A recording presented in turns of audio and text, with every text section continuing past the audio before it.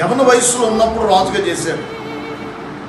రాజునికి ఎక్కాడు. ఒకరోజు దేవుడు ప్రత్యక్షమయ్యాడు, సొలొమోన, సో ఇప్పుడు నీకు రాజరికం ఇచ్చా, నీ చేతిలో ఉంది రాజ్యం, నీకు ఏం కావాలి? ప్రభు అడిగితే సొలొమోన్ అన్నాడయ్యా, ఇంత గొప్ప జన సమూహాన్ని నా చేతిలో పెట్టావు, వీరిని పరిపాలించుటకు నా జ్ఞాన వివేకములు కావాలి. దేవుడు షాక్ అయ్యాడు. అంటే రాజు అంటే ఎలా ఉండాలి అంటే డిగ్నిటీగా. ఇప్పుడు మనమైతే ఒక కారు కావాలి, హైదరాబాద్లో డబుల్ బెడ్రూమ్ ఇల్లు కావాలి, సో వరంగల్లో 3 బెడ్రూమ్ ప్లాట్ కావాలి, ఒక మంచి అపార్ట్మెంట్, ఒక మంచి ఇల్లు, ఒక లగ్జరీ కారు, అండ్ ఒక ₹1,00,00,000 ఇక మళ్ళీ ఎప్పుడు అడగకుండా, ఇక మళ్ళీ డబ్బు కొరకు ప్రార్థన చేయకుండా. సో ఈ విధంగా మనం అడుగుతాం. కానీ సొలొమోను అడిగిన దానికి దేవుడు షాక్ అయ్యాడు. జ్ఞానం వివేకములు కలిగిన హృదయం నాకు ఇవ్వండి.